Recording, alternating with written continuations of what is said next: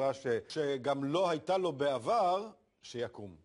בוודאי בימינו כשהמחירים ממשיכים לטוס ואין ברירה לישראלי הממוצע אלא לקחת הלוואה לדיור. כך גם אור יוחנן, מהנדס תוכנה בן 30 עשה, וכך גם הוריו מתברר, אלא שאור, בניגוד לרובנו, ממש למד את הנושא על בוריו, והתחיל לייעץ בהתנדבות לסובבים אותו איזה שגיאות לא לעשות יותר. בהדרגה ההרצאות של אור על איך לא לקחת משכנתה הפכו ללהיט עד כדי כך שאנחנו גם החלטנו לשמוע את הסיפור שלו. שלום גדי. איך התופעה די מוזרה הזו התחילה בעצם? התחיל שחבר לקח משכנתה, סיפר לי על זה. ראיתי שהוא עושה כל מיני טעויות, אמרתי לו, בוא אתה ואשתך, שבו אצלי בבית לקפה, נדבר על כל העניין הזה. הבנתי שכמוהו יש עוד הרבה, אז פרסמתי בפייסבוק הזה, כל החברים שלי, חברים של חברים שלי, בואו אליי הביתה, נעשה לכם קראש קורס. וזה התגלגל. זה התגלגל עד למצב שאני עושה הרצאות כן, אני רואה מאחוריך. משהו כמו 150-200 איש כל פעם. והבנתי שזה ניצול הרבה יותר יעיל של הזמן שלי. יש לי מעט מאוד זמן בחודש שאני יכול להקדיש להרצאות האלה, אז אני מעדיף להגיע לכמה שיותר אנשים. זה שוק של איזה 65 מיליארד שקלים. מה המסקנה המרכזית שאליה הגעת? המסקנה היא שחסר לנו בתור ציבור המון ידע. אז התחום הזה פשוט לא מונגש מספיק. ועובדים עלינו?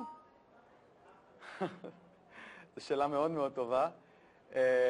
בוא נגיד שכן, לעתים כן, זה משתנה. יש לך אנשים ישרים, יש לך אנשים קצת פחות, זה אפילו לא דווקא עושים את זה בכוונה, לפעמים זה נובע מסתם בורות. אבל כן, אנשים לפעמים נכנסים להלוואות שגדולות עליהם, ואין אף אחד, אף גייטקיפר שיגיד להם, תשמעו, זה לא טוב מה שאתם עושים, אתם קונים מעבר ליכולת שלכם, וחלק ממה שאני מדבר עליו בהרצאה זה לא לעשות את זה. אני מספק את הכלי שייתן לך להעריך מהי היכולת שלך. אני אשאל אחרת. ושם אתה צריך לקנות בהתאם ליכולת הזו. אוקיי, אז אני אשאל אחרת. מתוך 100 ישראלים שלקחו משכנתה, כמה אכלו אותה מחוסר ידע? אני יכול להגיד לך שהם משהו כמו 90. 90? יעשו טעויות. 90 זה כי אני עדין, ואני נותן את ה-10% האלה שהיו איזה יועצים ממש נחמדים בבנק. זאת פרנסה אצלך אגב? לא, ממש לא. זה ממש לא פרנסה. זה לא בקטע כזה. מה, למה? אז למה אתה עושה את זה? פשוט נמאס. נמאס שאנשים עושים את הטעויות האלה. נמאס לי לראות אנשים טובים שמתוך, אני לא יודע, תמימות, לוקחים הלוואה שגדולה עליהם ונכנסים להתחייבות ענקית. אני ראיתי את זה עם ההורים שלי ואני ראיתי את זה עם חברים שלי, ודי, חלס, נו. אז מישהו צריך לעשות את זה, אז אמרתי, פאק איט, אני אעשה את זה. טיפ לפרידה? תדעו למה אתם נכנסים, תוודאו שיש לכם את היכולות לקחת את ההלוואה שאתם לוקחים, תבינו את זה. לא ללכת על בליינד, אף פעם.